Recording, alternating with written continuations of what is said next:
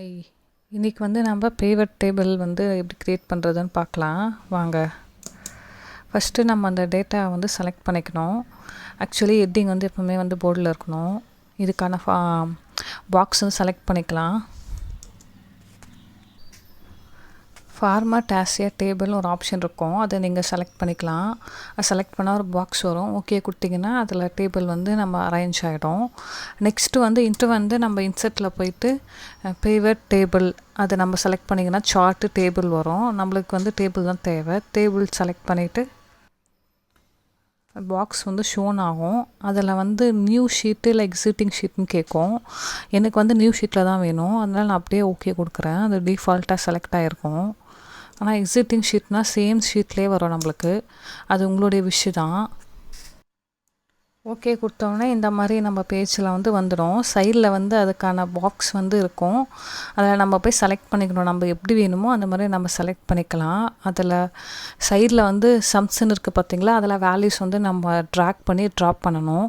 இந்த சைடில் ரோஸ் இருக்குது பார்த்திங்களா, அங்கே நேம்ஸு இந்த ப்ராடக்ட்ஸு அந்த மாதிரி நம்ம ட்ராக் பண்ணிக்கலாம். நம்மளுக்கு எந்த மாதிரி வேணுமோ அந்த மாதிரி நம்ம ட்ராக் பண்ணி இதில் ட்ராப் பண்ணிக்கலாம். 4 பாக்ஸ் இருக்குது பாருங்கள்.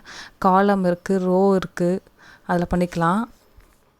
இப்போ இதிலே தெளிவாக நம்ம கொடுத்துடும். அந்த சம் டோட்டல் எவ்வளோ, கிராண்ட் டோட்டல் எவ்வளோ. இப்போ ஒருத்தர் நேம்னு எடுத்துக்கிட்டிங்கன்னா அவர் ஃபுல்லாகவே டீட்டெயில்ஸ் ஃபுல்லாகவே கொடுத்துருவாங்க. அவங்க என்னென்ன சேல்ஸ் பண்ணாங்க எல்லாம் ஒரே இதில் வந்துடும் நம்மளுக்கு. அதுதான் பேவட் டேபிள். நான் ஒவ்வொரு மாடல்லையும் இங்கே பண்ணி காட்டுறேன், நீங்கள் பாருங்கள். இந்த மாடல்லையும் பண்ணிக்கலாம், நம்ம வேறு மாதிரி பண்ணிக்கலாம். அது நம்மளுடைய விஷயம் தான். ஆனால் தெளிவாக நம்ம எடுத்துக்குவோம். நம்மளுக்கு தேவையில்லாத விஷயத்த விட்டுடலாம். இப்போ நேமு அந்த அமௌண்ட் வேணும்னா மட்டும் கூட நம்ம போட்டுக்கலாம். அது நம்மளுடைய விஷயம் தான்.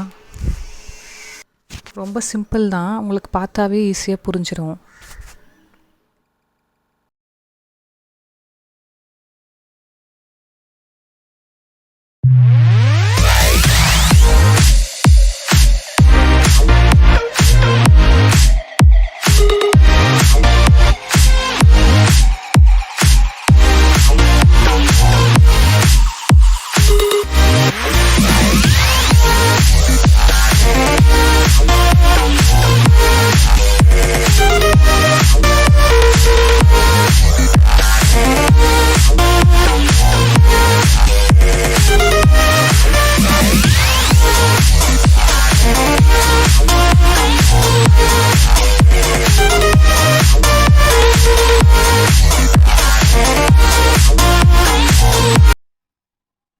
ஆக்சுவலி நான் உங்களுக்கு ஒரு விஷயம் சொல்ல மறந்துட்டேன்.